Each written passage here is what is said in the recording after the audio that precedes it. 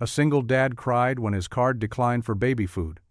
But when the woman behind him bought the whole store, neither of them knew it would spark a fight for his daughter, a hidden past of loss, and a bond that could change their lives forever. Will love and faith be enough to save his family before everything falls apart? Before we get into the story, comment below where in the world you are watching from today. The fluorescent lights buzzed overhead in the nearly empty grocery store, casting harsh shadows across the linoleum floor. Ethan Miller pushed his daughter's stroller down the quiet aisle, the squeaky wheel echoing in the emptiness. His work boots dragged with each step, heavy from a day of walking from business to business, filling out applications that would probably end up in the trash. He glanced down at Lily, who was fighting sleep in her stroller, her tiny fists rubbing at her eyes. His heart ached at the sight of her worn onesie. She was growing so fast, and he couldn't keep up. The few items in his basket felt like lead weights: 3 jars of baby food, a small pack of diapers, and some wipes.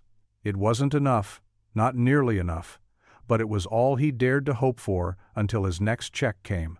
"Just a little longer, sweetheart," he whispered, his voice rough with exhaustion. Lily's eyes fluttered up to him, and she gave him a tired smile that made his chest tight. Even at her young age, she seemed to sense his worry, trying to comfort him in her own way. The checkout counter loomed ahead like a judgment seat.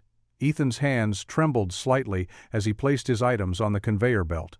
The cashier, a young woman with kind eyes, gave him a polite nod as she began scanning. "That'll be $28.43, she said. Ethan pulled out his debit card, the plastic worn and faded. He swiped it through the reader, holding his breath. The machine beeped, and his stomach dropped at the message on the screen. "Declined." "I'm sorry, sir," the cashier said softly. "Would you like to try again?" Heat crept up his neck as he nodded, swiping the card once more. Behind him, he could feel the presence of other shoppers, their eyes boring into his back. The machine beeped again. Declined. Lily began to fuss in her stroller, picking up on his distress. Her whimpers cut through him like physical pain. "Shh, baby girl," he murmured, reaching down to stroke her cheek with trembling fingers. "It's okay." But it wasn't okay. Nothing had been okay since Sarah died, leaving him alone with a newborn and a mountain of medical bills. He'd been treading water ever since, and now he was drowning. "I'm sorry," he said to the cashier, his voice barely audible. "I'll have to put these back." The shame was crushing, making it hard to breathe. He couldn't even provide the basic necessities for his daughter.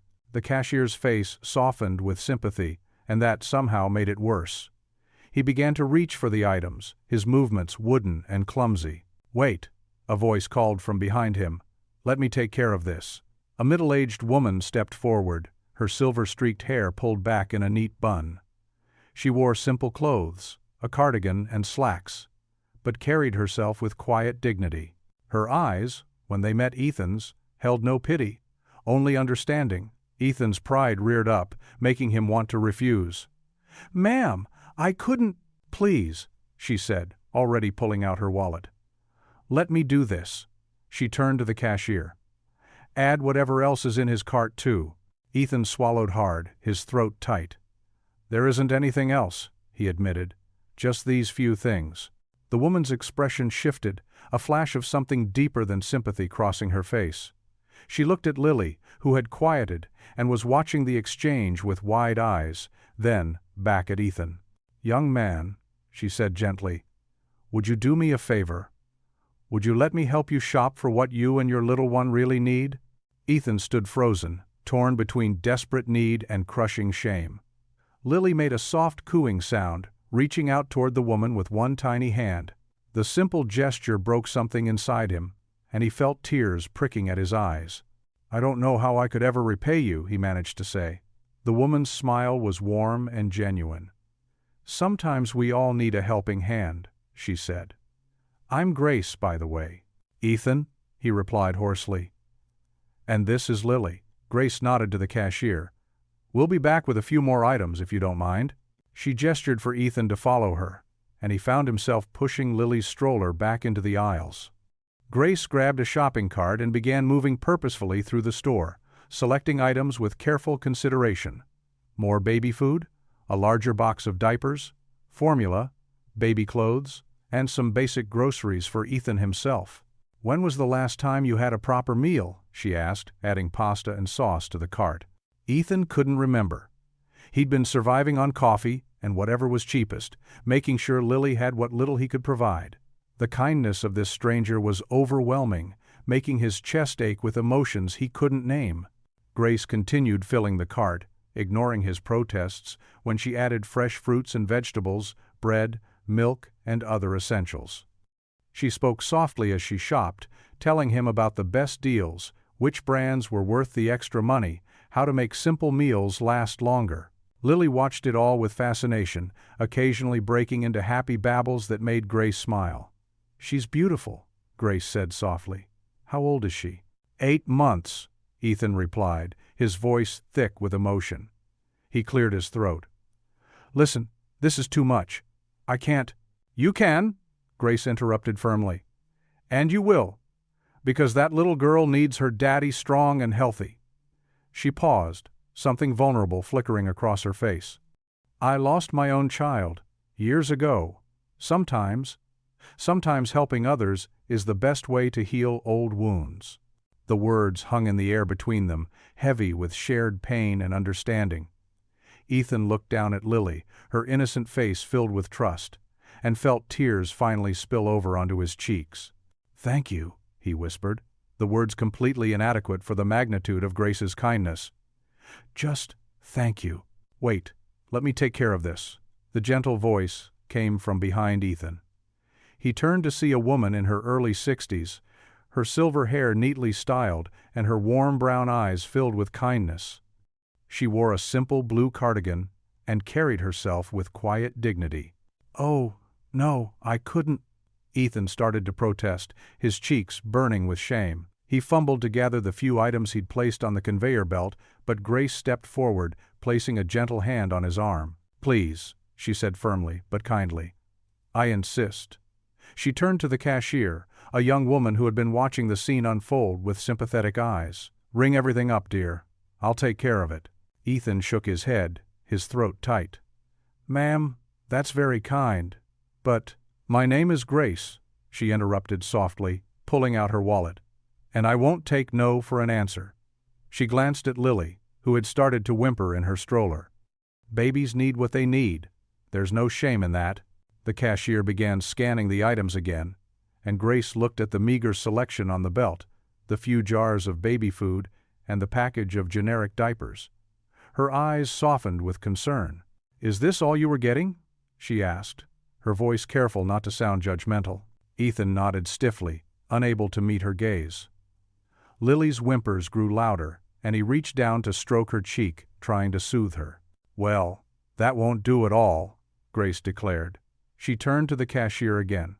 "Honey, would you mind calling someone to help us? We need to get a few more things." Before Ethan could object, a young store employee appeared. Grace began directing him, her voice kind but firm. "We'll need more formula, the good kind, mind you. And proper diapers, not these store-brand ones. And wipes, plenty of those. Oh, and let's get some baby clothes, too. What size is she wearing now?" Ethan stood frozen, watching as items began piling up on the conveyor belt. The young employee hurried back and forth, bringing everything Grace requested. Other customers in line weren't showing any signs of impatience. Instead, they watched with soft smiles and misty eyes. "Ma'am, Grace, this is too much," Ethan managed to say, his voice rough with emotion. "I can't accept—" "You can, and you will," Grace said gently. She looked down at Lily, who had settled somewhat, her big eyes watching the activity around her. "Such a beautiful baby. What's her name?" "Lily," Ethan whispered. "Lily?" Grace repeated softly. "Hello, sweet Lily." She reached down and let the baby grab her finger, smiling as tiny fingers wrapped around it. The pile of items grew, boxes of premium diapers, containers of formula, soft new clothes in Lily's size, baby wipes, diaper rash cream, and even a few small toys. The total on the register climbed higher and higher, but Grace didn't even glance at it. She just kept adding things she thought Lily might need. The cashier began ringing everything up, and Ethan watched in stunned silence as the total mounted. His hands gripped the handle of Lily's stroller so tight his knuckles turned white. He'd never accepted charity before, had always managed somehow, even if just barely. But now— "There," Grace said finally, seeming satisfied with the mountain of supplies. She pulled out her credit card and handed it to the cashier without hesitation. Ethan's eyes burned with unshed tears. "I don't know how to thank you," he said, his voice barely above a whisper. "This island. I've never—" Grace turned to him, and for the first time he saw tears glistening in her own eyes.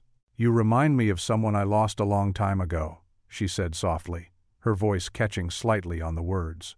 The moment hung between them, heavy with unspoken emotion. Lily made a small sound, reaching up toward Grace as if sensing the connection between them. The overhead lights still hummed.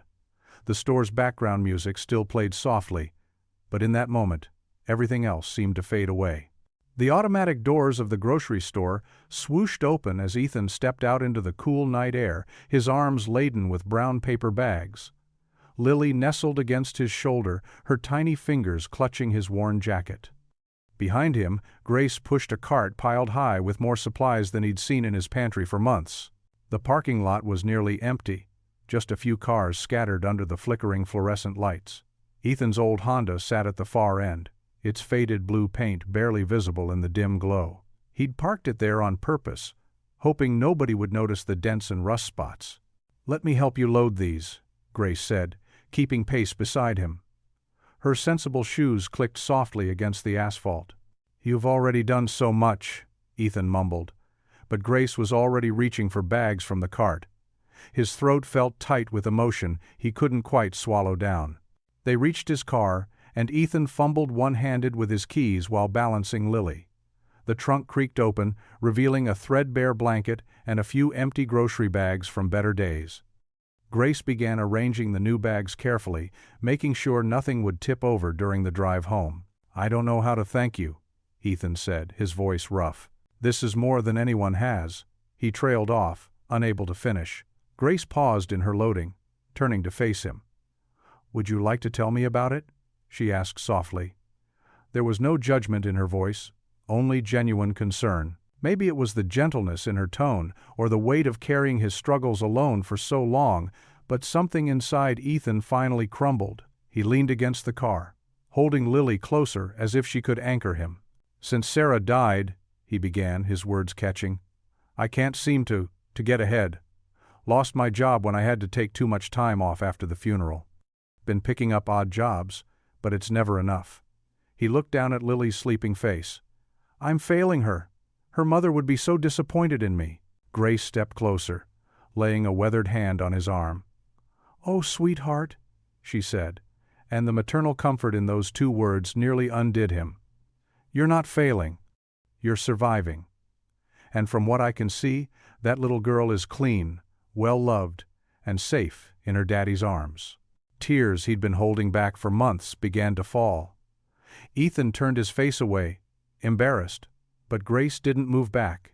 "I lost my Tommy 30 years ago," she said quietly. "He was just 6. Cancer." She took a shaky breath. "The hardest thing in the world is watching your child suffer and not being able to fix it, but you're still fighting for your little one, and that makes you a good father." Ethan looked at her then, seeing the old pain in her eyes that matched his own.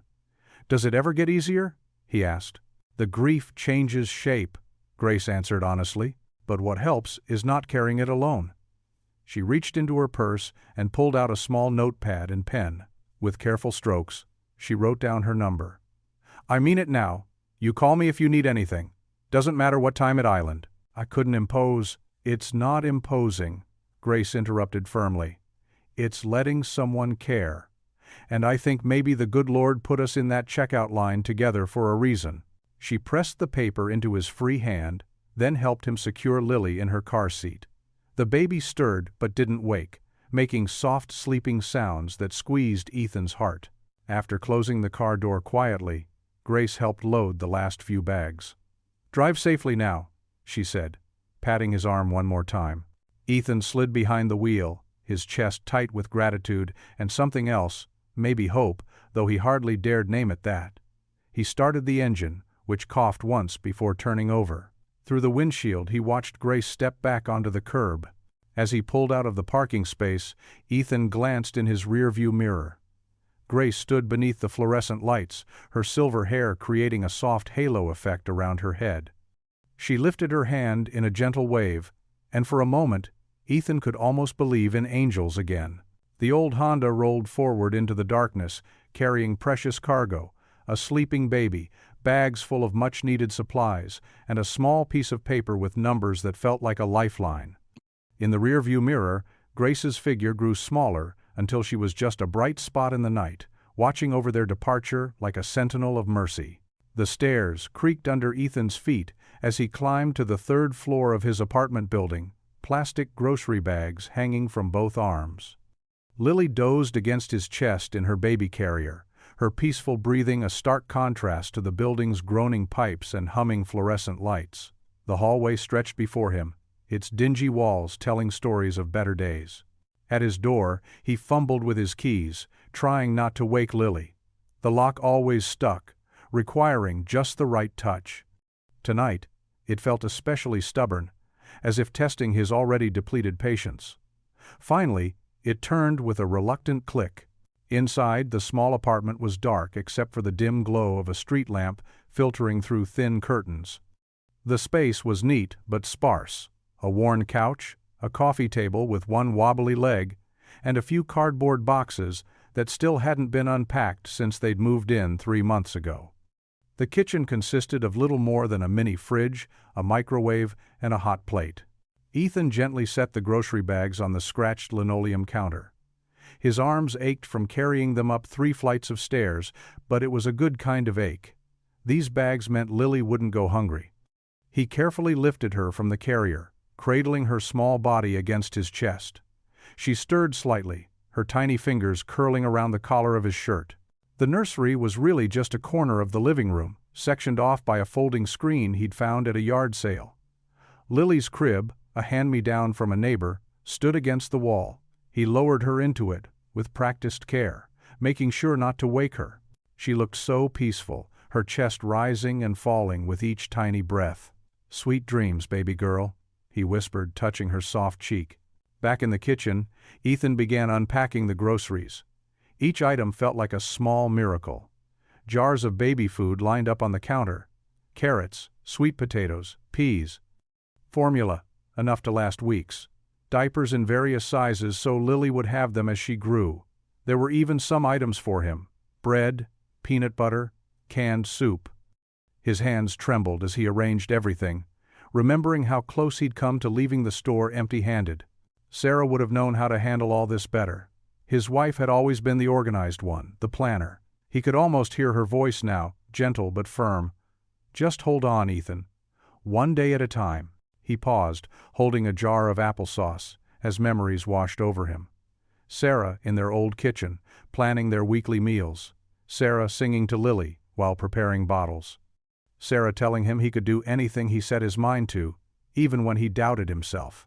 The day she'd given him that woodworking book, insisting he had magic in his hands when it came to carpentry. But now, for the first time since losing her, something felt different. The weight on his chest seemed a little lighter. He looked at the abundance before him, evidence that kindness still existed in the world. That stranger Grace hadn't just given him groceries, she'd given him hope. Ethan opened the cabinet under the sink and pulled out an old notebook. Sarah had used it for budgeting, and most pages were still blank. He found a pen and began writing down everything Grace had bought, calculating how long it would last. With careful planning, these supplies could stretch for weeks. Weeks without having to choose between diapers and dinner. Weeks to focus on finding better work instead of worrying about empty cupboards. The sound of Lily stirring drew his attention. He watched as she settled back into sleep, her small face illuminated by the streetlight. "We're okay, baby," he whispered. "We're going to be okay." His body felt heavy with exhaustion as he made his way to the couch. The springs creaked as he sank down, but he barely noticed. The events of the night played through his mind. The humiliation at the checkout counter, Grace's unexpected kindness, her understanding eyes as she shared her own loss. Ethan leaned back, closing his eyes. For the first time in months, he felt something other than despair. It was small, like a tiny flame in a dark room, but it was there. Hope. "Thank you," he whispered into the quiet apartment. "Thank you for sending someone to help us tonight. Thank you for Grace." His voice cracked on the last word, and he felt tears sliding down his cheeks. But these weren't the bitter tears he'd grown used to. They were tears of gratitude, of relief. He sat there on the couch, listening to Lily's soft breathing from her crib, surrounded by evidence that miracles could still happen, that sometimes when you're at your lowest point, an angel appears in a grocery store checkout line. The morning sun filtered through the thin curtains, casting weak shadows across Ethan's face where he lay on the couch. Lily's soft cooing from her crib had just begun to wake him when 3 sharp knocks rattled the apartment door. Ethan bolted upright, his heart jumping. Nobody ever visited this early. He glanced at his phone. 8:47 a.m. Lily's coos turned to small whimpers at the sudden noise. "Just a minute," he called out, voice still rough with sleep. He quickly scooped Lily from her crib, checking her diaper and smoothing down her wispy hair. She needed changing, but the knocking came again, more insistent this time. "Coming!" Ethan hurried to the door, Lily balanced on his hip. He hadn't even had time to put on a shirt over his undershirt or change out of yesterday's wrinkled pants. When he opened the door, a woman in her mid-40s stood there, dressed in a charcoal gray pantsuit. Her brown hair was pulled back in a severe bun, and she held a leather portfolio close to her chest. The nameplate pinned to her jacket read, "Miss Carson, Child Protective Services." Ethan's stomach dropped. "Mr. Miller?" Her voice was clipped, professional. "I'm Sandra Carson from CPS. May I come in?" His mouth went dry. Yes, of course." He stepped back, suddenly very aware of the apartment's shabby appearance, the peeling wallpaper, the stained carpet, the pile of unwashed dishes in the sink. Miss Carson's eyes swept across everything as she entered, her expression neutral but evaluating. She pulled out a small notepad. "Mr. Miller, we received a report from one of your neighbors expressing concern about your daughter's living conditions." "What?" Ethan's voice cracked. He held Lily closer. "But I take good care of her. She's healthy, she's loved." "The report indicates you're currently unemployed," Miss Carson continued, writing something down. "Is that correct?"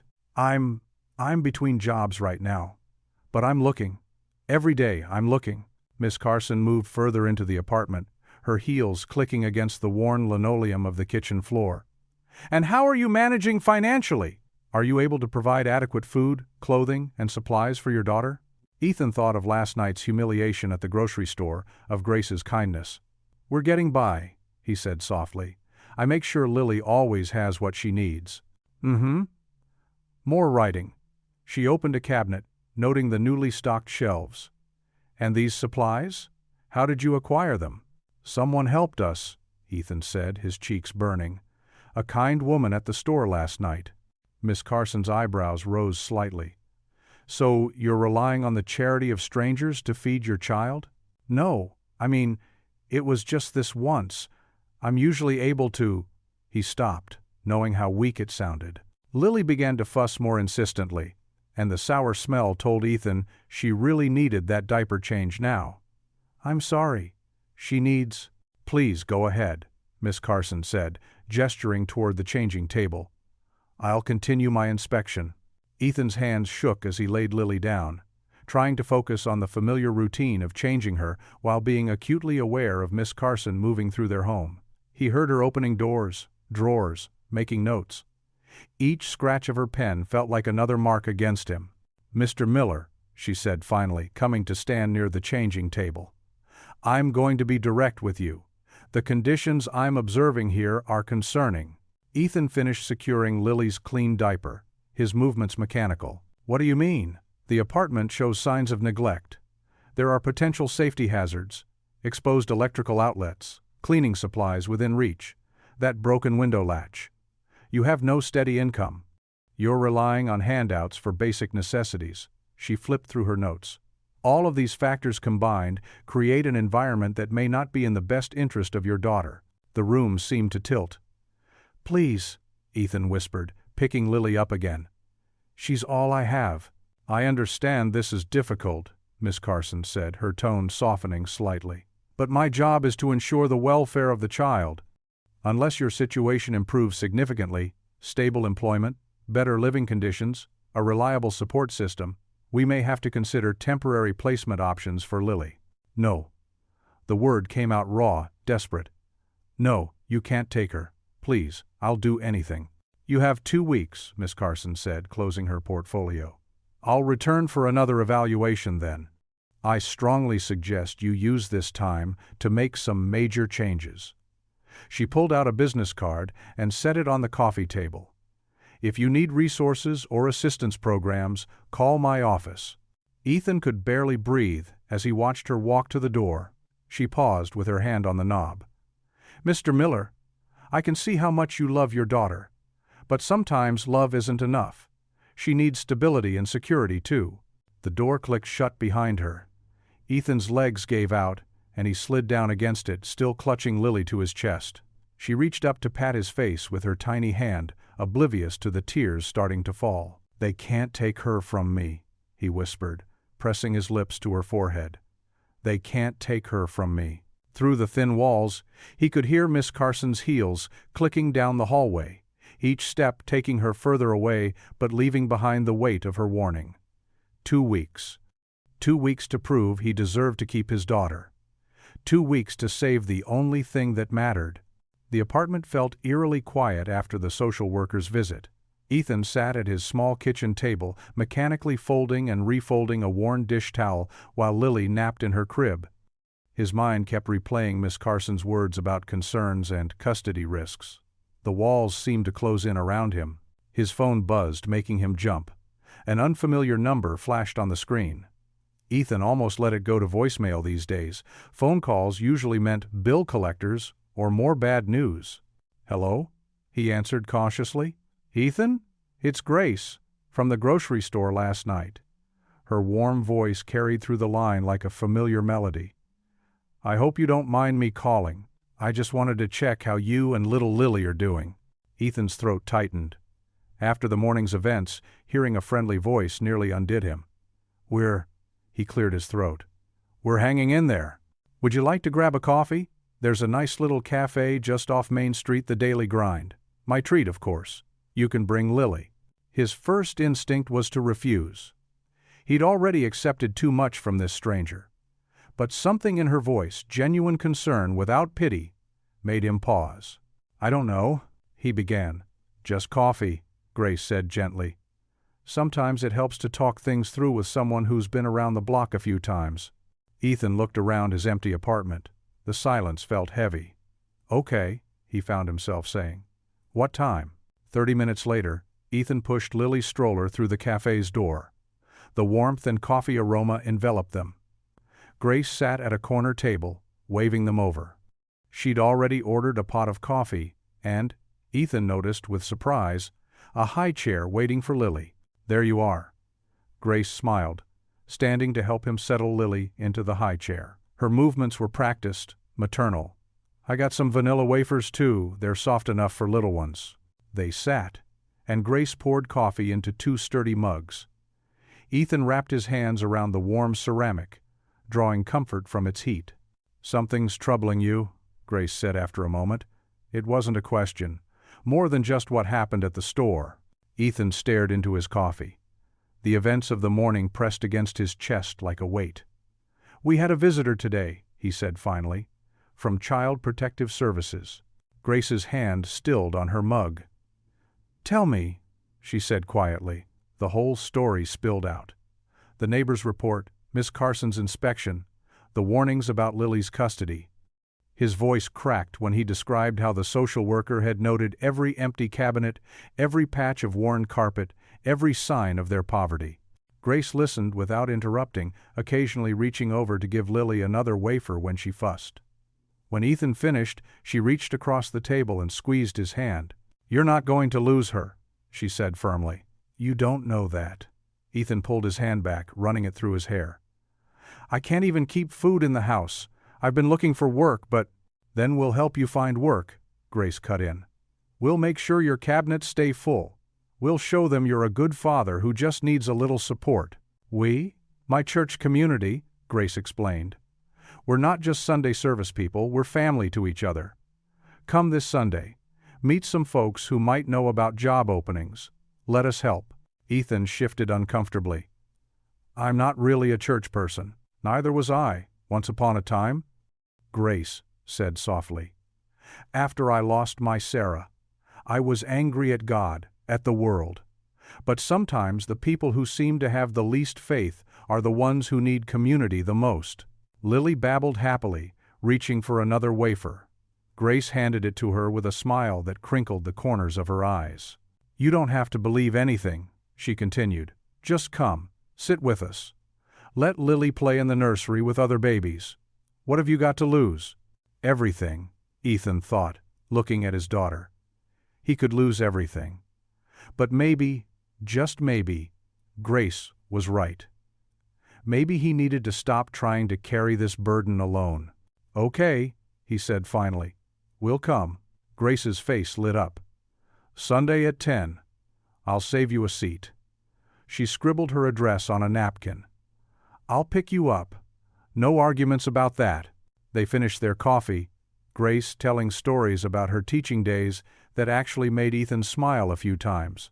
When they stood to leave, she hugged him quickly, a maternal embrace that reminded him of his own mother, long gone. "You won't be alone in this," she promised.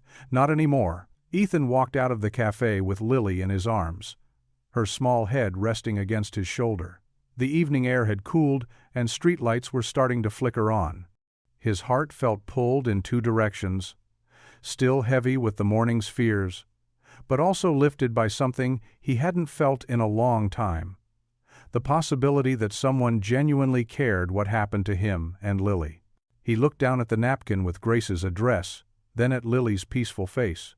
She grabbed his shirt in her tiny fist, holding on tight, just as she always did when she felt safe. Ethan's hands trembled as he parked his old car in front of Grace's church.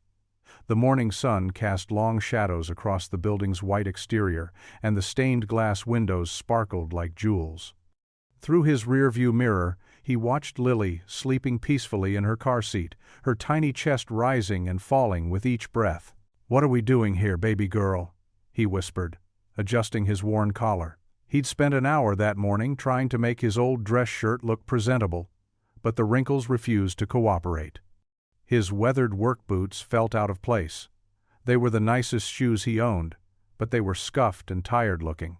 People streamed into the church entrance, their Sunday best a sharp contrast to his shabby appearance.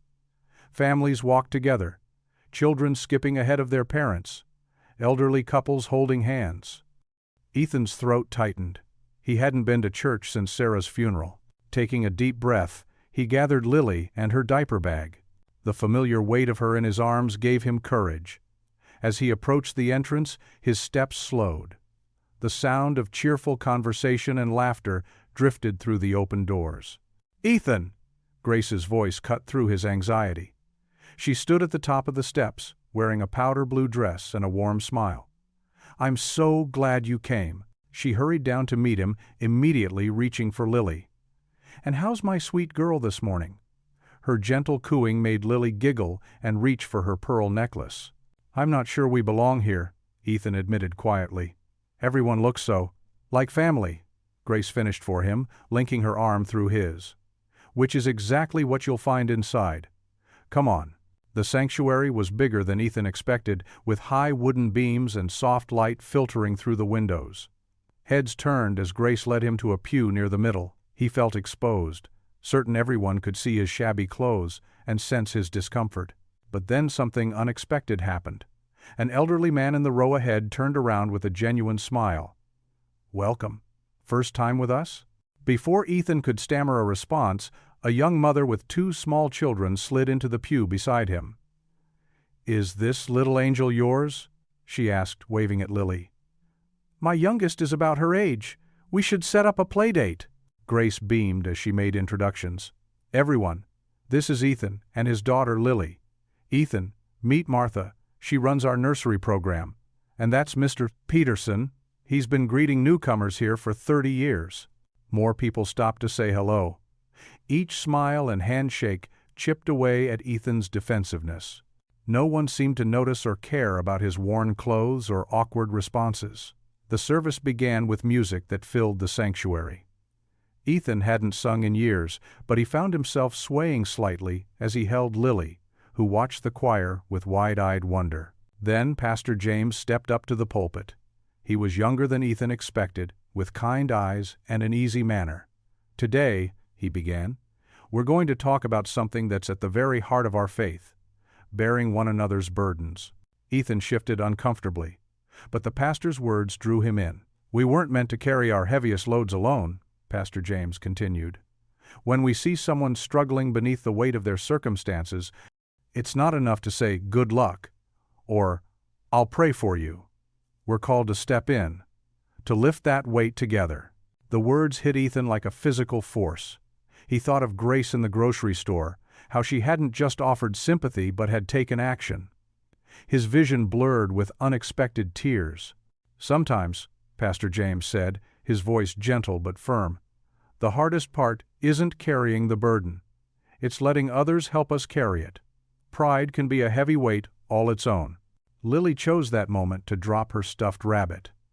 Before Ethan could reach for it, 3 different people were already bending to retrieve it, passing it back with understanding smiles. Such a small gesture, but it made his chest ache with something between gratitude and hope. After the service, people lingered in the fellowship hall. A gray-haired woman pressed a casserole dish into Ethan's hands.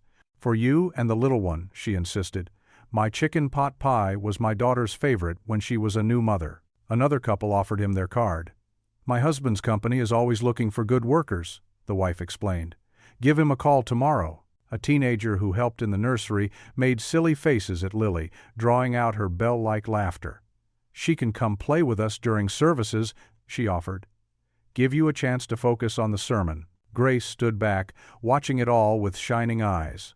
When she caught Ethan's overwhelmed look, she stepped in smoothly. "We should get this little one home for her nap," she announced, helping gather their things, including 3 more covered dishes that had somehow materialized. The drive home felt different than the nervous journey to church. Lily babbled happily in her car seat, probably dreaming about all the new faces and attention. The morning sun felt warmer somehow, more gentle on his skin. Ethan glanced at his daughter in the rearview mirror. "Maybe we're not as alone as I thought," he whispered. Her answering smile, bright and trusting, seemed to agree. The doorbell's chime startled Ethan from his morning routine of trying to organize the cluttered apartment. Lily babbled from her playpen, reaching toward the door with chubby fingers. When he opened it, Grace stood there with a covered casserole dish, steam rising from beneath the foil. "I thought you 2 could use a home-cooked meal," she said, her eyes crinkling with warmth. The aroma of cheese and herbs wafted through the doorway, making Ethan's stomach rumble. "You didn't have to," he started, but Grace was already stepping inside, her experienced gaze taking in the scattered toys, pile of unwashed dishes, and stack of unopened bills on the coffee table. "Nonsense. Now, where's your kitchen?" She moved with purpose, setting down the casserole and shrugging off her cardigan. "And don't you dare apologize for the mess. Every home with a baby looks lived in." Ethan watched, amazed, as Grace rolled up her sleeves and tied back her silver hair. She hummed a gentle tune as she filled the sink with soapy water. "Come on now, let's get started. I'll wash you dry." They worked together in comfortable silence at first, the only sounds being Lily's happy squeals and the clink of dishes. Grace showed him how to organize the cabinets, creating a system that made sense. "Keep the baby items lower," she explained, "so you can reach them one-handed while holding her." As they worked, Grace pulled out a small notebook from her purse. "Now, about your budget." She sat at the kitchen table, patting the chair beside her. "Let's figure out how to make every dollar count." Ethan sank into the chair, running a hand through his hair. "I've tried, but there's never enough." "There's always a way," Grace said firmly, writing neat columns on the paper. "First, we'll list all your expenses. Then we'll look at where we can cut corners without sacrificing quality. She taught him about bulk buying, showed him websites for coupons, and explained how to plan meals that could stretch across several days. This casserole? She pointed to the dish on the counter. The ingredients cost less than $10, and it'll feed you for 3 days. As they worked through the numbers, Ethan felt something loosen in his chest. For the first time, the mountain of bills seemed less overwhelming, more manageable. Grace paused in her writing, her expression softening. You know, when I lost my Tommy, I couldn't even look at a checkbook for months. Grief has a way of making the simplest tasks feel impossible. Ethan's hand trembled as he reached for his coffee mug. How old was he? 6, Grace said quietly. Leukemia. One day he was playing in the yard, the next we were in the hospital. She touched a small locket around her neck. That was 30 years ago, but sometimes it feels like yesterday. The words tumbled out before Ethan could stop them. Sarah, my wife, it was a car accident, black ice. She was 8 months pregnant with Lily. He swallowed hard. The doctors, they saved our baby, but Sarah. Grace reached across the table, her warm hand covering his. Oh, my dear boy. Something broke inside Ethan then, like a dam crumbling. He told her everything about the perfect life they'd planned, the nursery Sarah had painted yellow because she wanted it gender-neutral, how she'd always believed in his talent for woodworking, even when he doubted himself. She used to say I had carpenter's hands, he said, looking down at his calloused fingers. Said I was wasting them doing odd jobs. Grace listened, really listened, in a way no one had since Sarah died. When Lily began to fuss, she scooped her up with grandmother's instincts, bouncing her gently while continuing to share her own story. After Tommy, I threw myself into teaching, she said, making funny faces at Lily that drew out giggles. Those children saved me, in a way, reminded me that love doesn't end with loss, it just finds new places to grow. Watching Grace with Lily, Ethan felt an unexpected laugh bubble up. His daughter was trying to grab Grace's reading glasses, and the older woman was playing an elaborate game of peekaboo with them. She likes you, Ethan said, surprised by how light his voice sounded. And I like her right back, don't I, sweet pea? Grace cooed, letting Lily pat her cheeks. Now, how about we tackle that living room while this little one takes her afternoon nap? They spent the next few hours transforming the apartment. Grace showed him how to create storage solutions from empty boxes, taught him the best way to fold tiny onesies, and shared tricks for removing stains from baby clothes. All the while, they talked about Sarah, about Tommy, about the beautiful and terrible ways grief shapes a life. As the afternoon light began to fade, Grace gathered her things to leave. Same time tomorrow? She asked, already knowing the answer. I'll bring my famous meatloaf recipe, and we can work on meal planning. Standing in the doorway, Ethan caught his reflection in the window beside him. He almost didn't recognize himself. The perpetual worry lines in his forehead had softened, and there was color in his cheeks. Even his shoulders seemed to stand straighter, as if some of the weight he'd been carrying had finally begun to lift. Grace's kitchen chair rocked back and forth as she stood beside it, frowning at the wobbly leg. It's been like this for weeks, she said, running her hand along the wooden spindles. I've been meaning to call someone, but— May I take a look? Ethan asked, already kneeling to examine the loose joints. Lily sat contentedly in her portable playpen nearby, clutching her favorite stuffed rabbit. Would you? That's so kind. Grace stepped back, watching as Ethan's fingers traced the connecting points with careful precision. The dowel's come loose here, he said, pointing to where the leg met the seat. Do you have any tools? Grace retrieved an old toolbox from under her sink. My late husband's, she explained. I never could bring myself to get rid of them. Ethan opened the worn metal box, finding worn but well-maintained tools inside. His hands moved with natural ease as he selected a screwdriver and wood glue.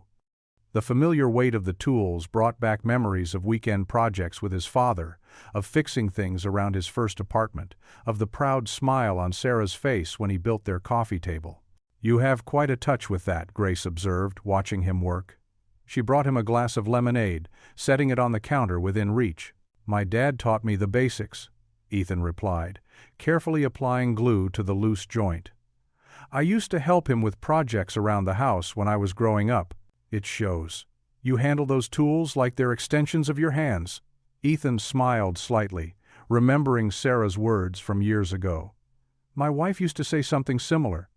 She always thought I should have gone into carpentry. Sarah was right, Grace said softly. You clearly have a gift. The chair leg slid perfectly into place with a satisfying click. Ethan held it steady, making minor adjustments.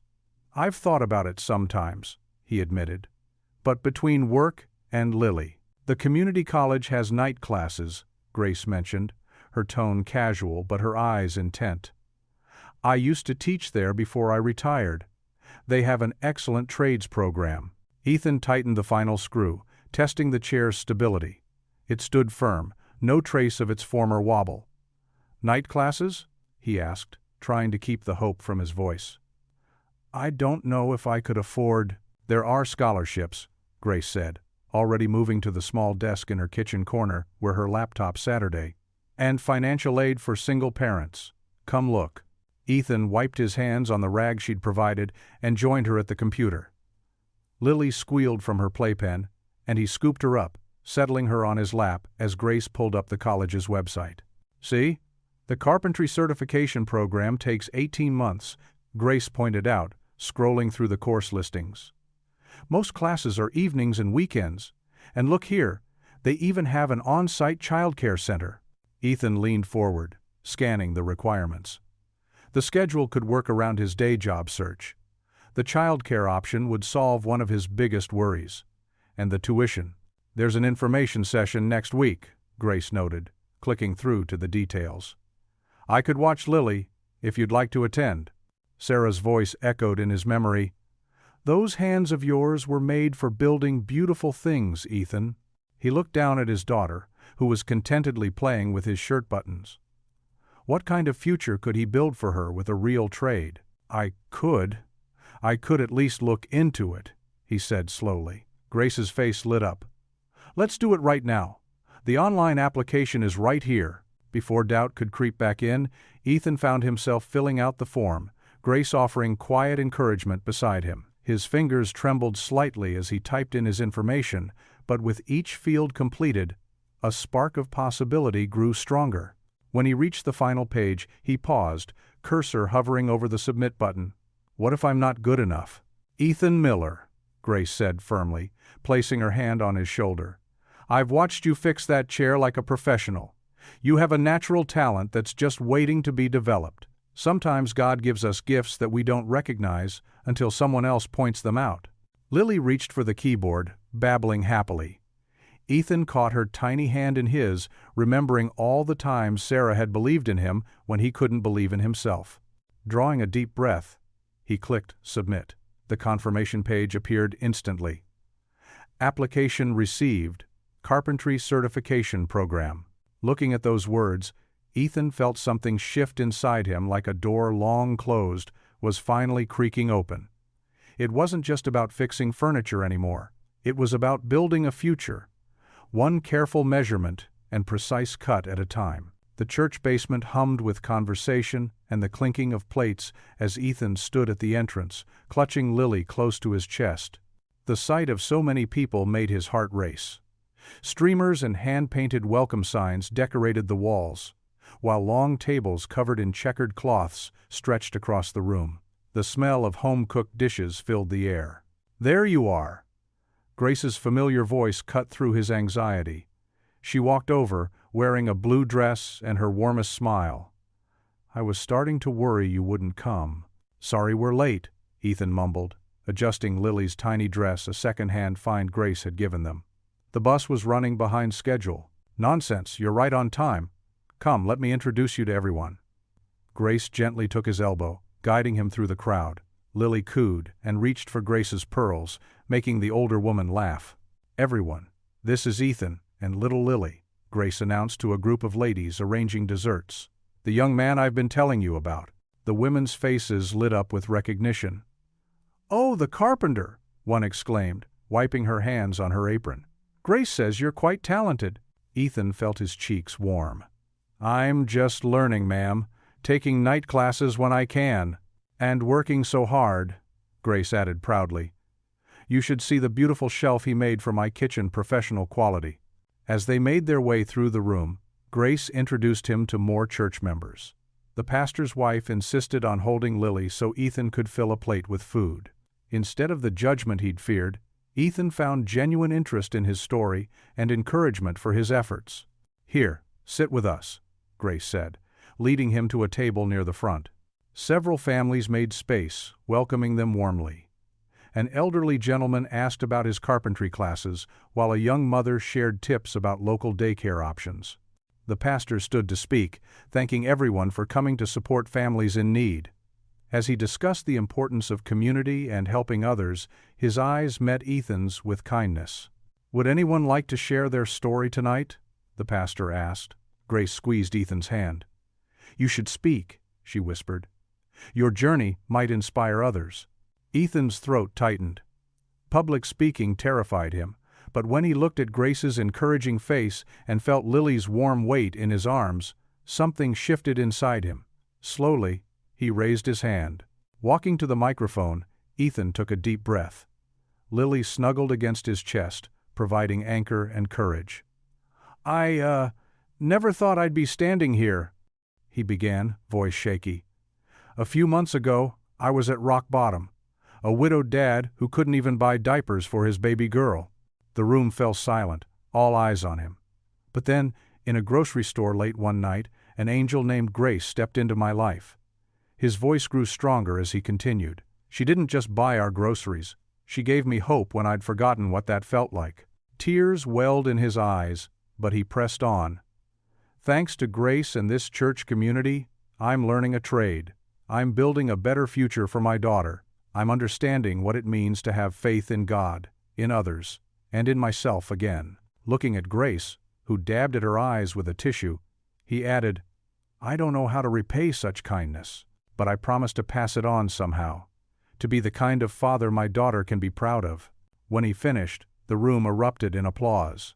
People stood, moved by his words. The pastor embraced him, and several members approached with tears in their eyes, sharing their own stories of struggle and redemption. The fundraising that followed exceeded anyone's expectations. Church members wrote checks, dropped cash in collection baskets, and pledged support. One contractor offered Ethan part-time work, while others promised to spread word about his budding carpentry business. Grace handled the practical details, ensuring the donations would cover Ethan's overdue rent and utilities. "See?" she said, her eyes shining. "God works in mysterious ways, often through the hearts of ordinary people." As the evening wound down, Ethan stood near the dessert table, bouncing Lily gently in his arms. She had dozed off, her small fingers curled around his shirt. Grace joined them, touching Lily's soft hair with grandmother-like tenderness. "You did beautifully tonight," she said, beaming at him with unmistakable pride. "Both of you." Ethan looked around the room, at the people clearing tables and washing dishes, at the community that had welcomed him so completely. For the first time in years, he felt truly at home, truly part of something bigger than his grief and struggles. Grace's smile radiated joy as she watched him with Lily, like a mother seeing her child finally find his way. The warm lights of the church basement cast a gentle glow over them, this unlikely family brought together by chance and compassion. The church hall buzzed with joy and laughter. Plates clinked, and warm conversations filled the air as people finished their desserts. Ethan stood near Grace, watching her chat animatedly with an elderly couple about the success of the evening. Her eyes sparkled with pride every time she mentioned his name. Suddenly Grace's hand flew to her chest. Her face drained of color, and her words trailed off mid-sentence. She swayed slightly, her other hand gripping the edge of a nearby table. "Grace?" Ethan's heart jumped into his throat. "What's wrong?" She tried to speak, but no words came out. Her knees buckled, and she crumpled toward the floor. Ethan lunged forward, catching her before she hit the ground. "Someone call 911, he shouted, cradling Grace's head in his lap. The room erupted in chaos. People rushed forward, voices raised in alarm. Lily, startled by the commotion, began to cry from her carrier nearby. "Grace, can you hear me?" Ethan's voice shook as he held her hand. Her skin felt clammy, and her breathing came in short, painful gasps. The elderly couple she'd been talking to knelt beside them, the woman dabbing Grace's forehead with a napkin while her husband called for help. The minutes waiting for the ambulance felt like hours. Ethan kept talking to Grace, whose eyes fluttered open occasionally but couldn't focus. Church members gathered in a circle, praying out loud. Someone had picked up Lily, trying to comfort her. When the paramedics burst through the double doors with their equipment, Ethan reluctantly moved aside. He watched, heart pounding, as they checked her vital signs and asked questions he couldn't answer about her medical history. "Sir, are you family?" one of the paramedics asked as they lifted Grace onto a stretcher. "I." Ethan hesitated. "By blood, no. But, in his heart?" "Yes," he said firmly. "I'm going with her." Someone from the church, he barely registered who, offered to watch Lily, but Ethan couldn't bear to leave her. He gathered her carrier and diaper bag with trembling hands, following the stretcher out to the ambulance. The ride to the hospital was a blur of flashing lights and sirens.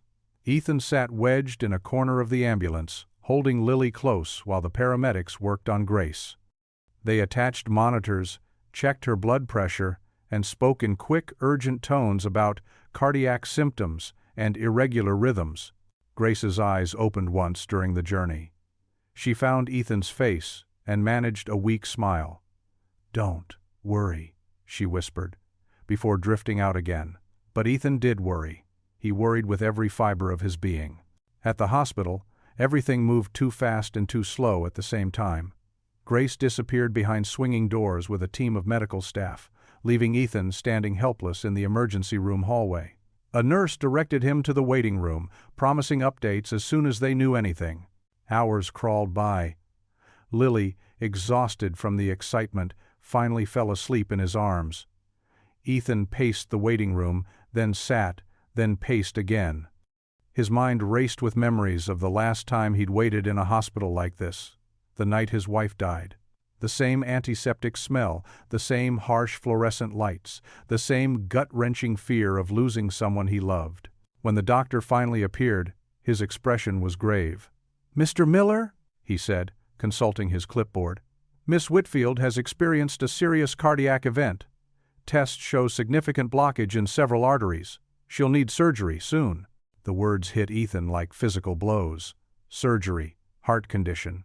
He'd just found Grace, just started to believe in the possibility of a better life because of her kindness. The thought of losing her now was unbearable. "Can I see her?" he asked, his voice rough with emotion. The doctor nodded. "She's been asking for you. But just for a few minutes, she needs to rest." Ethan followed him down the sterile hallway to Grace's room, Lily still sleeping soundly against his shoulder. Grace lay in the hospital bed, looking small and pale against the white sheets. Monitors beeped steadily beside her. An IV dripped clear fluid into her arm. "There's my family," Grace whispered as they entered, her voice weak but warm. Ethan's throat tightened. He moved to her bedside, carefully taking her hand in his free one. "You scared me?" he said softly. "I'm sorry, dear." Grace squeezed his fingers. "But don't you worry about me. I'm tougher than I look." "The doctor says you need surgery." "Yes." Grace's eyes were tired but determined. "And I'm going to be just fine. God didn't bring us together just to separate us now." Ethan wanted to believe her, needed to believe her. But fear gripped his heart like an icy fist. Before he could respond, a nurse appeared to say their time was up.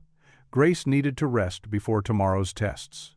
"Promise me something," Grace said as Ethan turned to leave. "Promise you won't let this shake your faith. In God or in yourself." He nodded, unable to speak around the lump in his throat. Back in the waiting room, Ethan sank into an uncomfortable plastic chair. Lily stirred briefly, then settled back against his chest with a tiny sigh. In the quiet of the nearly empty room, surrounded by old magazines and vending machines, Ethan did something he hadn't done since his wife died. He prayed. Tears rolled down his cheeks as he whispered words of desperate hope into the stillness. "Please," he murmured, over and over. Please don't take her too. Please let her be okay. His tears fell onto Lily's soft hair as he held her close, his anchor in the storm of uncertainty. The hospital corridor felt endless as Ethan walked toward Grace's room, his footsteps echoing against the sterile walls. Lily dozed in her carrier, her tiny fingers curled around the edge of her blanket. The familiar antiseptic smell made his stomach clench. Hospitals held too many painful memories. Room 412. Ethan knocked softly before entering. Grace lay propped up against white pillows, looking smaller and more fragile than he'd ever seen her. Still, her eyes lit up when she saw them. "There's my favorite visitors," she said, her voice weaker but warm as ever. Despite the tubes and monitors surrounding her, she managed to reach out toward Lily. Ethan settled into the chair beside her bed, carefully positioning Lily's carrier where Grace could see her. "How are you feeling today?" "Oh, better than these doctors want to admit." Grace tried to sit up straighter but winced. "The surgery's scheduled for next week. But enough about that, tell me how you're doing." Before Ethan could answer, his phone buzzed. He pulled out an official-looking envelope that had arrived that morning, but he hadn't had the courage to open. His hands trembled as he broke the seal. Grace watched his face carefully as he read. "What is it, dear?" Ethan's throat went dry. "It's from CPS. He had to swallow hard before continuing. "They've scheduled the final custody evaluation. 2 weeks from now." The silence in the room was broken only by the steady beeping of Grace's heart monitor. She reached for his hand, her grip surprisingly strong despite her condition. "Ethan, look at me." He raised his eyes to meet hers, fighting back tears. "You listen to me now?" Grace said, her voice taking on the firm tone she must have used during her teaching days. "This is not the end. This is your chance to show them everything you've become." "But Grace, you're here, and I don't know if I can do this without you." "Nonsense." She squeezed his hand. "Everything you need is already inside you. I just helped you see it." Lily stirred in her carrier, making soft cooing sounds. Ethan reached over to stroke her cheek, and she grabbed his finger, holding on tight. The simple gesture made his heart ache. "Think about how far you've come," Grace continued. "You're enrolled in carpentry classes. You've been working those odd jobs through the church. Your apartment is clean and well-stocked. Most importantly, that little girl is healthy and loved." Ethan nodded slowly, trying to believe her words. "But what if it's not enough?" "Then we make it enough." Grace's determination filled her pale face with color. "We have 2 weeks. Make a plan. Show them the father you are, the father you've always been, even when times were hardest." She shifted in her bed, reaching for the notepad on her bedside table. Despite her weakness, she started writing. "First, we'll need references from the church community. Pastor Mike will help. Then there's your carpentry instructor. What's his name?" "Mr. Rodriguez." "Yes, him. He can vouch for your commitment to building a career." She scribbled more notes. "And your apartment, we'll have the church ladies help deep clean. Maybe some of the men can help with repairs." Watching her plan and organize, even from her hospital bed, made Ethan's chest tighten with gratitude. "Grace, you should be focusing on getting better, not—" "Hush now," she cut him off. "This is exactly what I need to focus on. Besides, my doctors say positive thinking aids recovery." She smiled mischievously. "And nothing would be more positive than knowing you and Lily are safe and together." Lily chose that moment to let out a happy squeal, as if agreeing. Ethan lifted her from the carrier, and she immediately reached for Grace. Carefully, mindful of the IV lines, he helped Lily give Grace a gentle hug. "See?" Grace whispered, her eyes glistening as she held Lily close. "This is what we're fighting for. This is what you have to show them. Not just that you can provide for her, but that she has a family who loves her. A community that supports her." The truth of Grace's words settled into Ethan's heart. He thought about the church members who brought meals, the elderly couple who watched Lily during his evening classes, the young mothers who shared hand-me-down clothes and toys. What had started with one woman's kindness in a grocery store had grown into a network of support he never thought possible. "You're right," he said, straightening his shoulders. "I need to show them everything, not just that I can survive, but that we can thrive." Grace beamed at him. "Now that's the spirit I like to hear." She handed him the notepad. "Take this list. Add to it. Make a plan for every day until that evaluation. And remember, you're not alone in this fight." A nurse appeared in the doorway, signaling that visiting hours were ending. Ethan carefully took Lily back, tucking her into her carrier. Before leaving, he leaned down and kissed Grace's forehead. "Thank you," he whispered, "for everything. Go on now." Grace shooed him away, but her eyes were bright with tears. "Show them what I saw in that grocery store, a father who would move heaven and earth for his little girl." In the parking lot, Ethan secured Lily's carrier in the car and took a moment to study her peaceful face. She gazed back at him with complete trust, her tiny hand reaching up to pat his cheek. "We'll fight for us, baby girl," he whispered, determination burning in his chest. "We'll show them exactly where you belong." The envelope from CPS lay open on Ethan's kitchen counter, its official letterhead glaring under the dim light. He grabbed a worn notebook and pen, then sank into his squeaky kitchen chair. His hands trembled slightly as he began writing. "Clean bathroom. Fix loose cabinet handle. Organize baby supplies." The list grew longer with each passing minute.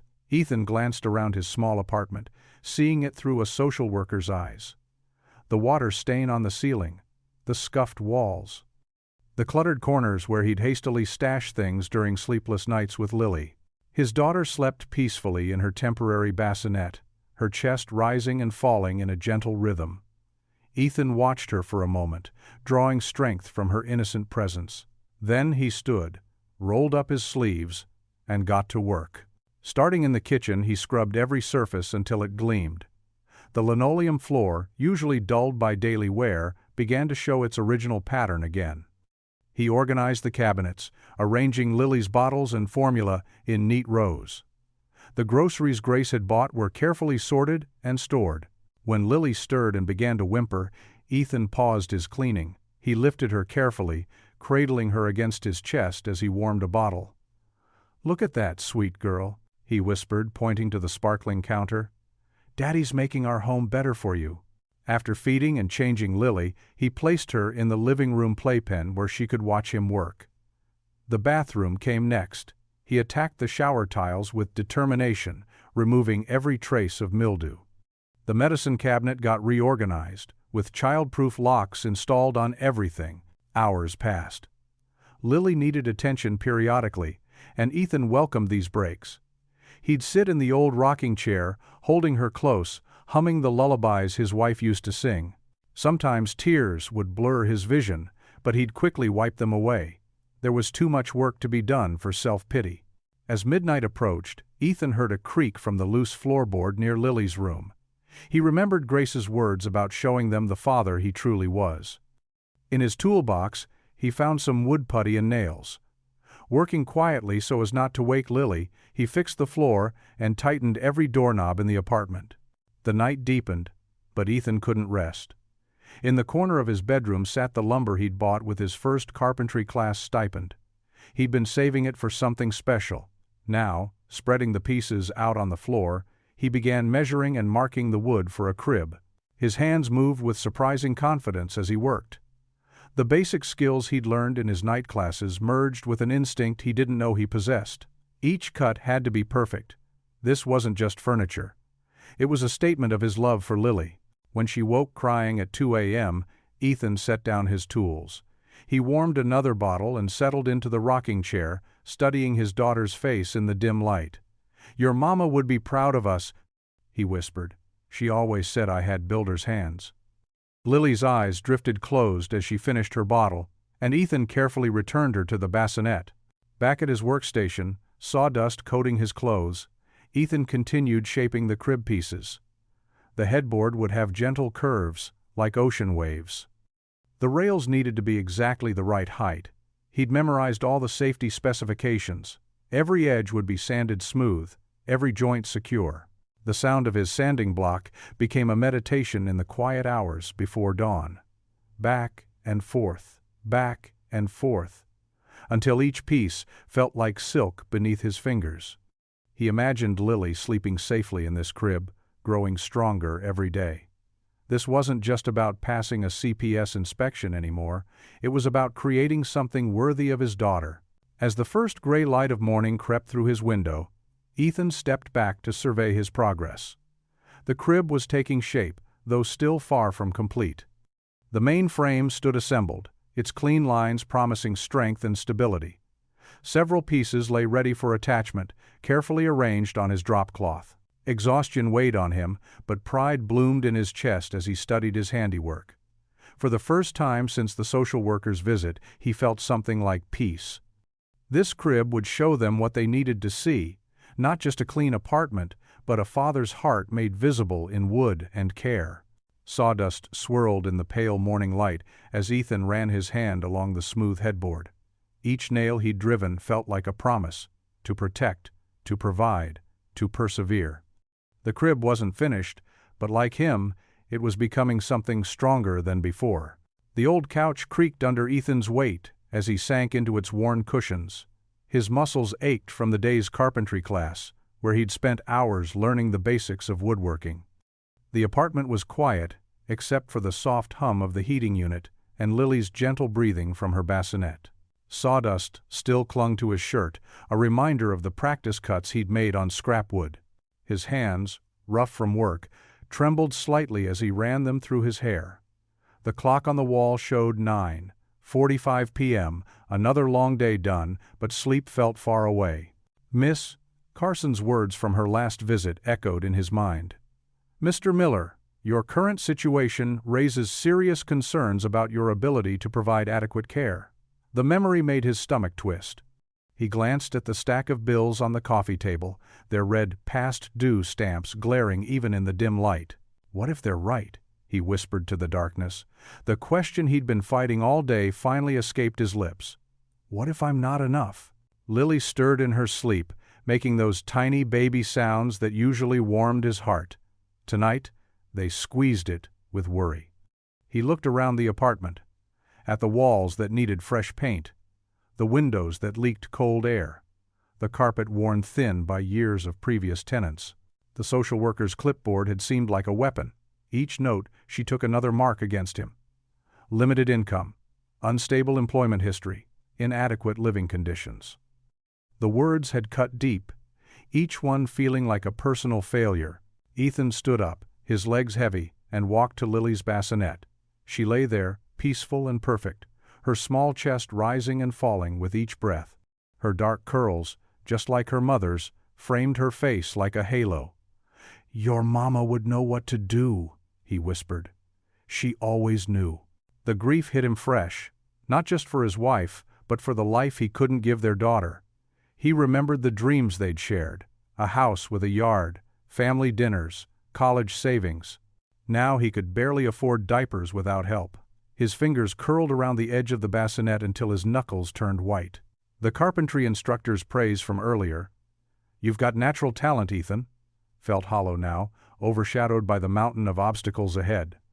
The church's generosity, Grace's kindness. What if it wasn't enough to convince CPS he could be a good father? Maybe. The word caught in his throat. Maybe they're right. Maybe you deserve better than what I can give you. As if sensing his despair, Lily's eyes fluttered open. She didn't cry, just looked up at him with those big brown eyes, her mother's eyes. Her tiny hand reached up, searching, and found his finger. She gripped it with surprising strength, the way she always did when she wanted his attention. Something shifted in Ethan's chest. The touch of her small fingers around his calloused one felt like an anchor, holding him steady in the storm of his doubts. He remembered the first time she'd grabbed his finger like this, just hours after she was born. His wife had smiled and said, "See, she knows her daddy." "Daddy's here, baby girl," he whispered, his voice growing stronger. "I'm right here." Lily's grip tightened, and with it, Ethan's resolve solidified. He thought of Grace, fighting her own battle in the hospital, never giving up. He thought of the church community, believing in him when he couldn't believe in himself. He thought of his wife, who had always seen the best in him. The fear was still there, churning in his gut, but something else rose alongside it: determination. He might not have much, but he had 2 working hands, a mind willing to learn, and a heart full of love for his daughter. Maybe that was a start. "I won't let them take you," he said into the quiet room, his voice steady now. "Not now. Not ever." Lily cooed softly, still holding his finger, as if sealing a pact between father and daughter. The night didn't seem quite so dark anymore. The hospital corridor stretched before Ethan like a long, white tunnel. The familiar antiseptic smell mixed with the scent of cafeteria coffee as he made his way to Grace's room, his work boots squeaking against the polished floor. Lily slept peacefully in her carrier, her tiny fist curled around the edge of her blanket. Room 412's door was slightly ajar, and Ethan's heart clenched at the sight of Grace propped up against stark white pillows. She looked smaller somehow, her usually robust frame seeming to sink into the hospital bed. But when she turned to see them, her eyes lit up with the same warmth that had changed his life that night at the grocery store. "There's my sweet girl," Grace whispered, her voice thin but filled with joy as Ethan approached with Lily. "And my boy." She reached out with one hand, an IV line trailing from her arm. Ethan settled into the chair beside her bed, carefully positioning Lily's carrier where Grace could see her. "How are you feeling today?" he asked, noticing the dark circles under Grace's eyes. "Oh, don't you worry about me." Grace waved her hand dismissively, though the movement seemed to cost her effort. "These old bones just need a little rest, that's all." She patted the bed beside her. "Come closer. Let me see that beautiful baby." Ethan lifted Lily from her carrier and perched on the edge of the bed. Grace's eyes welled up as she stroked Lily's cheek with a gentle finger. "She's growing so fast," she murmured, "and looking more like her daddy every day." "I brought pictures of the crib," Ethan said, pulling out his phone. "It's almost finished. Just need to add the finishing touches and the protective coating." He scrolled through the photos, showing Grace the intricate details he'd carved into the headboard, delicate leaves and vines that seemed to grow from the wood itself.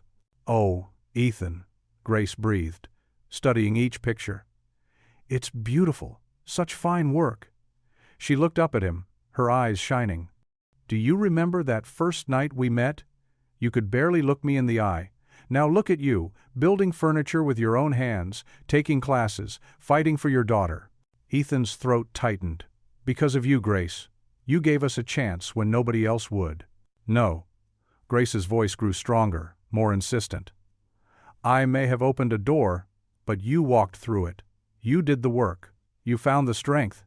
She reached for his hand, her grip surprisingly firm despite her weakness. "Promise me something, Ethan." "Anything," he said without hesitation. "Promise me you'll keep fighting. No matter what happens with me, promise you won't give up." Her eyes bore into his, filled with fierce love and determination. "Promise me you'll remember how far you've come, how much you're capable of." Ethan's vision blurred with tears. "Grace, don't talk like that. You're going to be fine. You'll be there when I finish my certification, when Lily takes her first steps." "Promise me," she insisted, squeezing his hand. A tear rolled down Ethan's cheek as he nodded. "I promise." His voice cracked. "But I still need you, Grace. We both do." Grace's free hand moved to cup his face, wiping away his tears with her thumb, like a mother would. "You're stronger than you know, Ethan Miller. I knew it the moment I saw you in that store, trying so hard to take care of your little girl." They sat in silence for a moment, both of them crying quietly. Lily stirred in Ethan's arms, making soft baby sounds that echoed in the hospital room. Grace released Ethan's hand to touch Lily's tiny fingers. "The social worker's coming tomorrow," Ethan admitted, his voice rough. "What if I mess it up? What if they still think I'm not good enough?" "Look at me," Grace said firmly. "You are already the father she needs. You always have been." Her voice softened to a whisper, but her words carried the weight of absolute conviction. "You're already the father she needs." Ethan looked down at Lily, then back at Grace, wanting to say more but finding no words. The afternoon sun slanted through the hospital window, casting a warm glow over all three of them. An unlikely family brought together by a chance encounter and boundless compassion. A nurse appeared in the doorway. "I'm sorry, but Mrs. Whitfield needs her rest now." Ethan stood carefully, cradling Lily close. He leaned down to kiss Grace's forehead, a gesture that would have felt impossible months ago, but now seemed as natural as breathing. "I'll come back tomorrow, after the meeting with CPS. You show them who you are," Grace said, her smile tired but radiant. "Show them what I see." As Ethan walked to the door, Grace's voice followed him, soft but clear. "You're already the father she needs." The words echoed in his heart as he made his way back through the hospital corridors, holding Lily close against his chest. Each step felt steadier than the last, as if Grace's faith in him had somehow taken root in his very bones. The morning sun filtered through the freshly washed windows of Ethan's apartment, casting warm light across the spotless floors. He'd been up since dawn, double-checking every corner, making sure everything was perfect. His hands trembled slightly as he adjusted the throw pillows on the couch for the 10th time. Lily watched from her playpen, contentedly chewing on a wooden teething ring. "Just a little longer, sweetheart," Ethan murmured, his voice tight with anxiety. He glanced at his watch again. 9:57 a.m. Miss Carson would arrive at 10:00. The knock came precisely on time, 3 sharp raps that made Ethan's heart jump into his throat. He took a deep breath, smoothed down his freshly ironed shirt, and opened the door. Miss Carson stood there, clipboard in hand, her gray suit as crisp as her expression. "Good morning, Mr. Miller," she said, her tone professional and measured. "Good morning, Miss Carson. Please come in." Ethan stepped aside, willing his voice to stay steady. He'd practiced this moment countless times in his head. The social worker's heels clicked against the floor as she entered, her eyes immediately scanning the apartment. Ethan watched as she noted the changes: the newly painted walls, the organized toy corner, the safety locks on all the cabinets. "You've made some improvements," she observed, making a note on her clipboard. "Yes, ma'am." Ethan gestured toward the kitchen. "Would you like to start there?" Miss Carson nodded, following him into the kitchen. The counters gleamed, and the cabinets were well stocked with baby food, formula, and healthy staples. He opened the refrigerator, revealing neat rows of prepared meals and fresh produce. "I've been learning to cook," he explained, pointing to a meal planning calendar on the wall. "Grace, a friend from church. She's been teaching me about nutrition and budgeting." Miss Carson examined the calendar, her pen moving across her paper. "And your employment situation?" "I've started carpentry classes at the community college." Ethan's voice grew stronger as he spoke about this.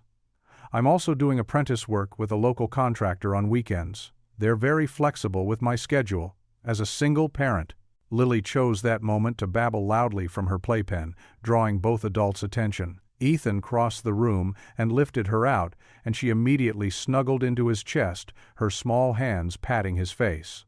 "May I show you something else?" Ethan asked, carrying Lily toward her room. Miss Carson followed, her heels silent now on the carpeted hallway. The nursery door opened to reveal soft yellow walls decorated with hand-painted butterflies. A weekend project he'd completed with help from church friends. But the centerpiece of the room was the crib, its rich oak wood gleaming in the morning light. "I built this," Ethan said quietly, running his free hand along the smooth railing. "Every joint is hand-carved, every edge rounded for safety. I wanted to make something that would last, something she could pass down to her own children someday." Miss Carson stepped closer, examining the craftsmanship. Her fingers traced the intricate carvings of leaves and vines that wound around the headboard. "This is remarkable work, Mr. Miller." Lily reached for her crib, and Ethan carefully lowered her into it. She immediately grabbed her favorite stuffed rabbit and began chattering to it, completely at ease. "Miss Carson," Ethan said, his voice thick with emotion, "I know my situation wasn't good when you first visited. I was drowning, trying to do everything alone. But I've learned it's okay to accept help. I have a whole community supporting us now. People who check in, who bring meals sometimes, who watch Lily when I have evening classes." He took a steadying breath. "I'm not perfect, but I love my daughter more than anything in this world. Everything I do, the classes, the job training, building this crib, it's all for her. I want to give her the life she deserves." The social worker watched as Lily pulled herself up to standing, gripping the crib rails and bouncing slightly. The baby girl beamed at them both, showing off her 4 tiny teeth. "And your support system?" Miss Carson asked, though her tone had lost some of its earlier edge. You mentioned church friends? Yes. Ethan nodded. Grace, she's in the hospital right now, but she's been like a grandmother to Lily. And there's a whole network of families from church who've embraced us. I have emergency contacts, backup childcare, people I can call day or night if I need help. Miss Carson made several more notes, her pen scratching against the paper.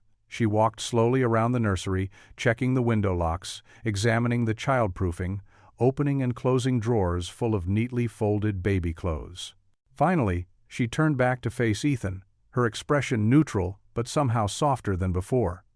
I'll need to review everything and submit my final report, she said, adjusting her glasses. Ethan's heart pounded as he waited for more, but Miss Carson simply closed her notebook and tucked it into her bag. The uncertainty hung heavy in the air, but he could see something had changed in her eyes as she watched Lily happily playing in her handmade crib, safe and content in her father's love. The fluorescent lights of St. Mary's Hospital buzzed overhead as Ethan paced the waiting room, his shoes squeaking against the polished floor. Lily dozed in her carrier, her tiny chest rising and falling with each peaceful breath. The clock on the wall seemed to move in slow motion, each tick echoing in the quiet space. Mr. Miller? A nurse appeared at the doorway. They've just taken Miss Whitfield into surgery. It could be several hours. Ethan nodded, his throat tight. The events of the day swirled in his mind like autumn leaves in a storm. The CPS evaluation, Grace's urgent surgery, everything hanging by a thread. He settled into an uncomfortable chair, pulling Lily's carrier closer.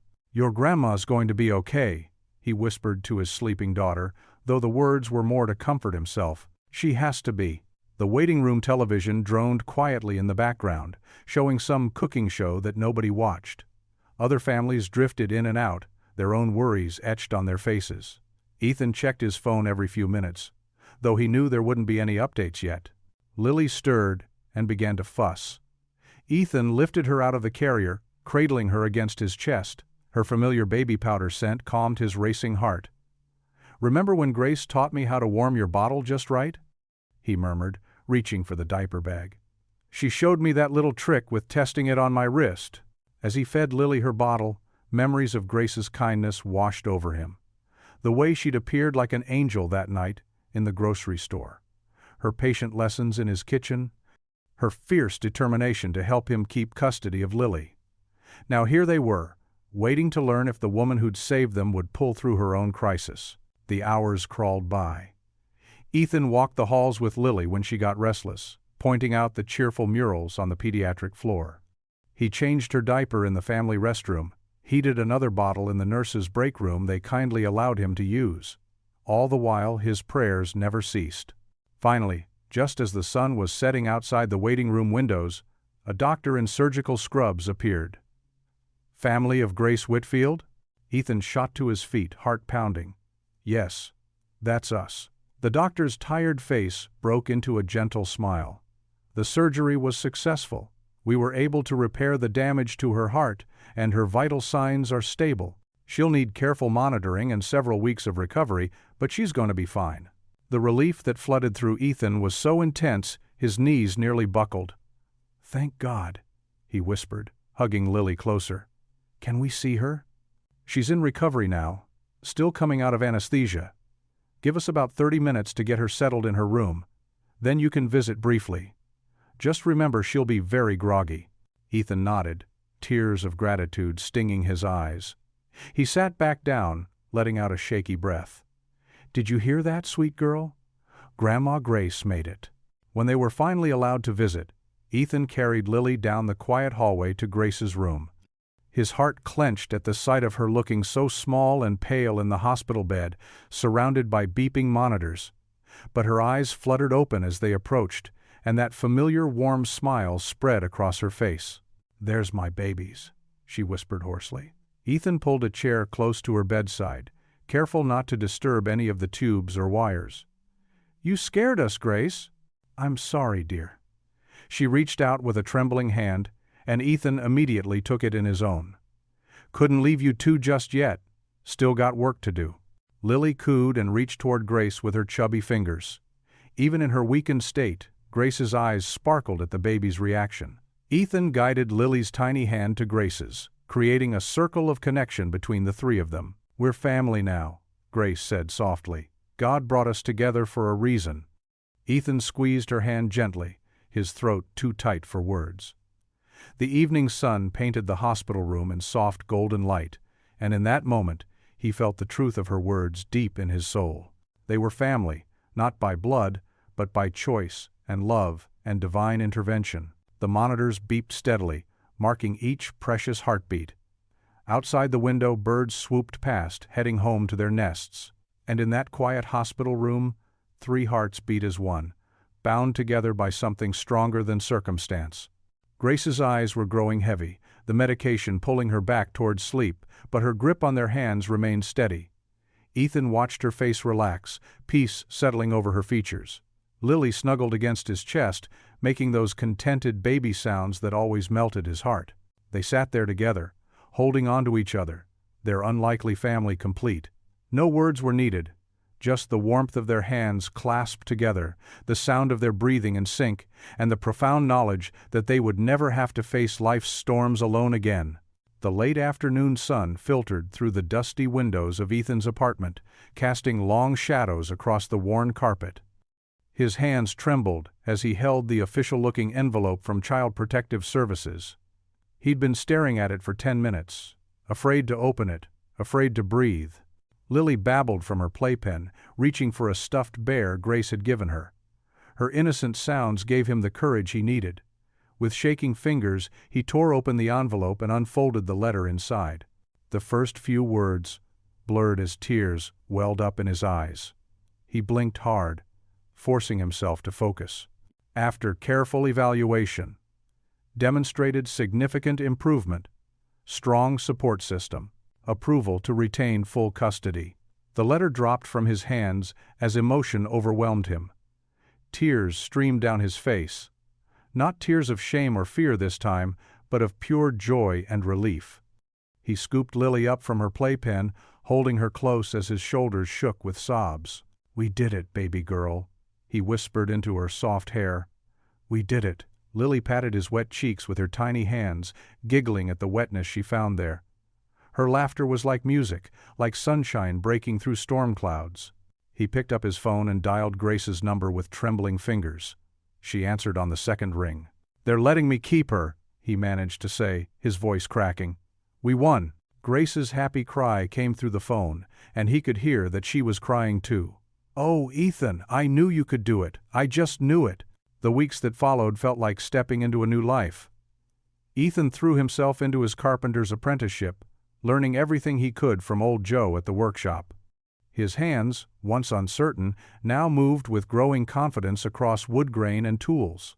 The smell of sawdust became as familiar as baby powder. His small apartment slowly transformed, too. The walls, once bare, now held photos. Lily's first tooth, Grace teaching her to clap, the 3 of them at the park. In the corner stood the crib he'd built, its smooth rails testament to hours of careful sanding and love. Grace became a constant presence in their lives, dropping by with home-cooked meals and grandmother's wisdom. She taught Ethan how to make Lily's favorite applesauce, showed him tricks for soothing teething pain, and filled their home with the warm chatter that had been missing for so long. One evening, after a particularly satisfying day at work, where he'd completed his first solo cabinet project, Ethan sat at the small kitchen table with Grace. Lily was already asleep in her crib, the soft nightlight casting star patterns on her ceiling. "Remember that night at the grocery store?" Ethan asked quietly, stirring his coffee. "I was so sure that was rock bottom." Grace reached across the table and squeezed his hand. "Sometimes we need to hit bottom before we can learn to climb." "I didn't just learn to climb," Ethan said, his voice thick with emotion.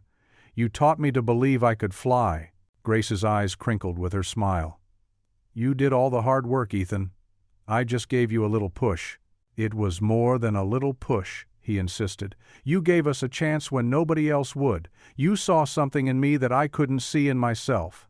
They sat in comfortable silence for a moment, listening to Lily's soft breathing through the baby monitor. The kitchen clock ticked peacefully, marking time in a life that finally felt stable, secure. "I've been thinking," Grace said, her voice gentle. about how God works in mysterious ways. I lost my Sarah so many years ago, and I thought my heart would never heal. But helping you and Lily, it's like he gave me a second chance at family too. Ethan nodded, understanding completely. His own grief over losing his wife had begun to soften, transformed by Grace's presence into something bittersweet rather than crushing. Rising from the table, Ethan walked over to check on Lily. She lay peacefully in the crib he'd crafted with his own hands, her little chest rising and falling with each breath. The moonlight through the window caught the grain of the wood he'd selected so carefully, each piece chosen and shaped to keep his daughter safe. Grace joined him, her presence warm and comforting at his side. Together they watched Lily sleep, this tiny miracle who had brought them together, who had given them both a reason to hope again. Ethan reached down to adjust Lily's blanket, his calloused carpenter's fingers gentle against her soft skin. She stirred slightly, sighing in her sleep, and his heart swelled with love and gratitude. "We're safe now, baby girl," he whispered, his voice barely audible, "because someone believed in us." He turned to look at Grace, finding her eyes bright with tears and understanding. No words were needed between them. They had become family, not by blood, but by choice, by love, by the mysterious workings of grace that had brought them together that night in a grocery store. They stood there in the quiet room, watching over Lily, their hearts full with the knowledge that sometimes the most beautiful things can grow from the hardest moments. Sometimes help comes from unexpected places. Sometimes family finds you when you least expect it but need it most. In the gentle darkness of the nursery, with Grace beside him and Lily sleeping peacefully in the crib he'd built with his own hands, Ethan finally felt complete. They had all found what they needed. Not just survival, but belonging. Not just help, but home. Not just hope, but love. What would you do if you were in their place? Comment your answer below, and let's see how you'd rewrite the ending. If you enjoyed the story of Ethan Miller, I handpicked the next story that you will enjoy. Please don't miss this one. Click here to watch it.